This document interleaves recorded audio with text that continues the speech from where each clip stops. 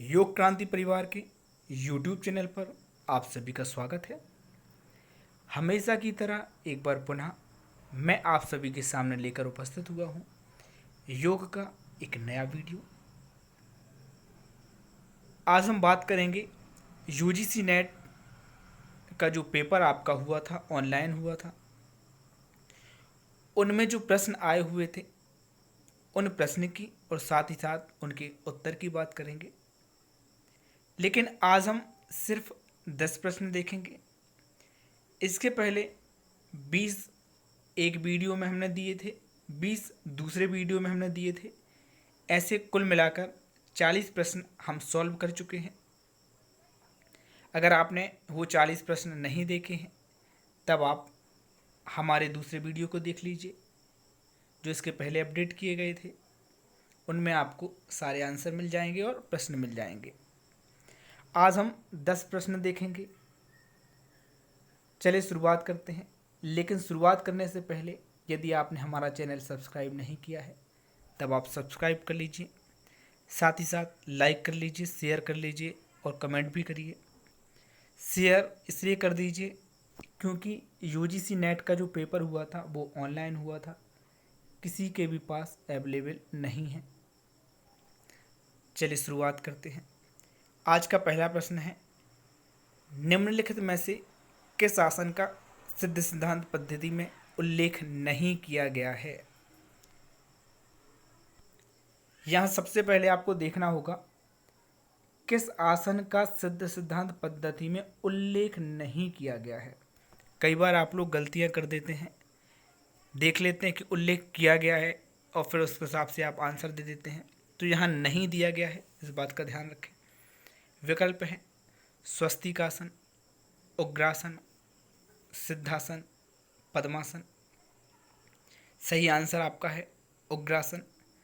सिद्ध सिद्धांत पद्धति में उग्रासन का वर्णन नहीं किया गया है, आप सभी को मालूम ही है। आज का दूसरा प्रश्न है, श्रीमद् भगवद गीता के अनुसार योग शब्द के अर्थ हैं। ए समाधि, बी कर्म कौशलम, सी जीव परमात्मा योग, डी समत्व भाव। सही विकल्प चुनिए।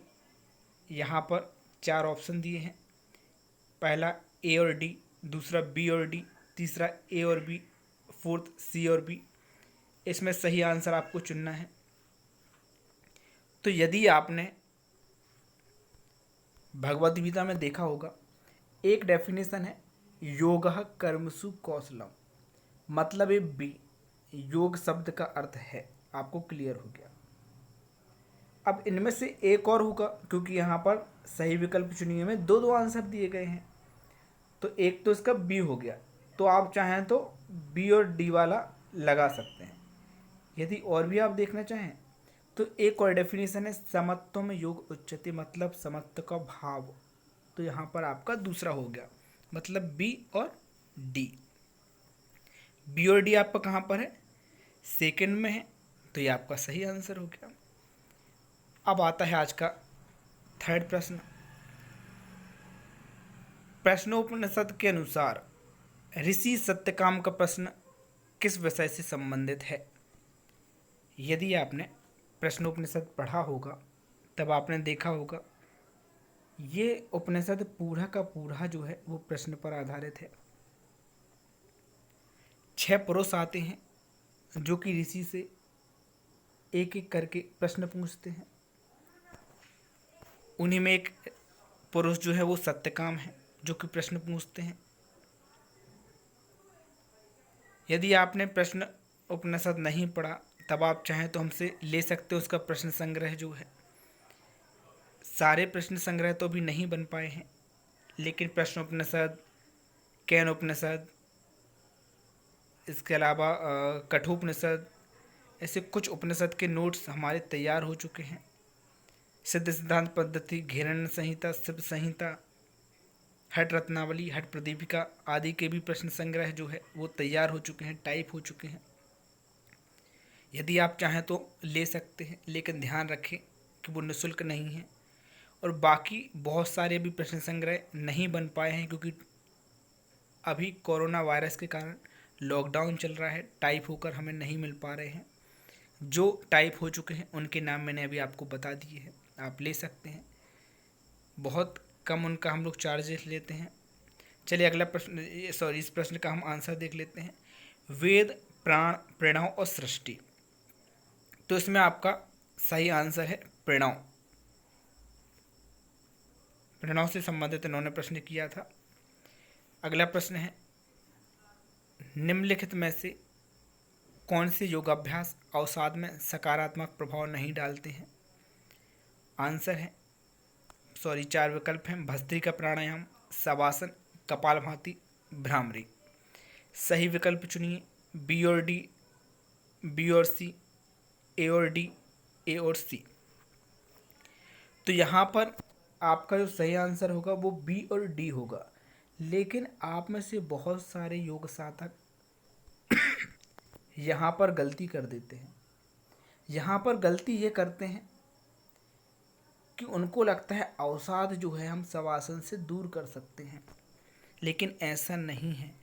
यदि आपको अवसाद है तब आप शवासन करेंगे तो आप शवासन करते समय आपका ध्यान शवासन की ओर नहीं जाता। आप कई बार विचारों को जो है यहाँ वहाँ ले जाते हैं और आपका अवसाद जो है वो बढ़ जाता है। एक ही चीज़ को आप बार बार सोचने लगते हो, इसलिए शवासन तो बिल्कुल भी उनको नहीं कराते हैं। चलिए अगला प्रश्न देख लेते हैं। अगला प्रश्न है, सूची 1 को सूची 2 से सम्मिलित कीजिए। एक तरफ रोग दिए गए हैं, एक तरफ निषिद्ध योगाभ्यास दिए गए हैं। तो यहाँ पर पेप्टिक अल्सर, डिस्क, अवसाद, उच्च रक्तचाप और निषिद्ध योगाभ्यास में कपालभाति, शशांकासन, वस्त्र धोती और शवासन आदि दिए गए हैं। यहाँ पर हम बाकी ना देखें।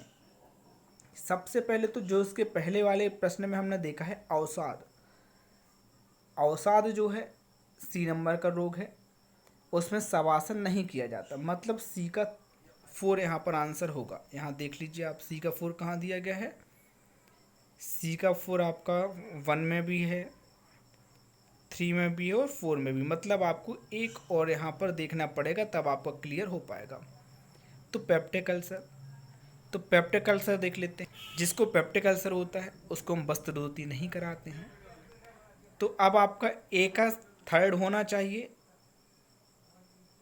यहाँ आप देख लीजिए, ए का 3rd पहले वाले में भी दिया है और दूसरे वाले में दिया है, लेकिन दूसरे वाले में सी का 4 आपने देखा था, तो सी का 4 जो है पहले वाले में दिखाई दे रहा है, तो मतलब फर्स्ट आपका सही आंसर हो जाएगा। 46 नंबर जो प्रश्न है आज का, लेकिन 6 नंबर प्रश्न, नेत्र संवाहिका परत निम्नलिखित में से किससे निर्मित होती है? टाइप करने में आधा सा यहाँ पर आ गया है, लेकिन यहाँ पर पूरा सा होना चाहिए था। श्वेत पटल, स्वच्छमंडल, रक्तक पटल, परितारिका। सही विकल्प चुनिए। ए और बी, बी और सी, सी और डी, ए और डी। यहाँ आपका सही आंसर होगा रक्तक पटल और परितारिका। ये आपका किस में है? सी और डी। यहाँ देख लेते हैं, सी और डी आपका 3rd में है, तो ये आपका सही आंसर हो जाएगा। 48 नंबर का जो प्रश्न है देख लेते हैं। पातंजल योग सूत्रानुसार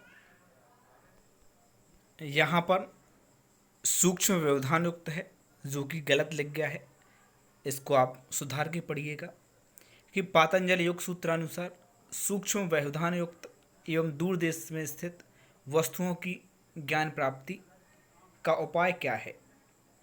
विषयवती प्रवृत्ति, ज्योतिषमती प्रवृत्ति, संस्कार साक्षात्कारणात्, बंद कारण शैथिल्यात्। यहाँ सही आंसर होगा ज्योतिषमती प्रवृत्ति। अगला प्रश्न है, घेरण्य संहिता के अनुसार नाड़ी शुद्धि के प्रकार हैं। समनु, निर्मनु, सगर्भ, निर्गर्भ। सही विकल्प चुनिए। यहाँ पर 4 ऑप्शन आपके पास हैं, सही विकल्प आपको चुनना है। अगर आपने घेरण संहिता पढ़ी है तब आप आसानी से दे सकते हैं कि समनु और निर्मनु यहाँ पर आपके आंसर हैं, मतलब ए और बी। आज का अंतिम प्रश्न, तैत्तिरीय उपनिषद के अनुसार पंचभूत के उद्गम का सही क्रम क्या है? आकाश अग्नि पृथ्वी जल वायु, दूसरा अग्नि वायु आकाश जल पृथ्वी, तीसरा वायु अग्नि जल प्रकाश पृथ्वी, आकाश वायु अग्नि जल और पृथ्वी। यहाँ आपका सही आंसर है आकाश वायु अग्नि जल पृथ्वी, ये आपका सही आंसर है। तैत्तिरीय उपनिषद भी हमारा टाइप होकर आ गया है, आप चाहें तो ले सकते हैं। आज के लिए बस इतना ही। आगे आने वाले वीडियो के लिए हमसे जुड़े रहिए। धन्यवाद।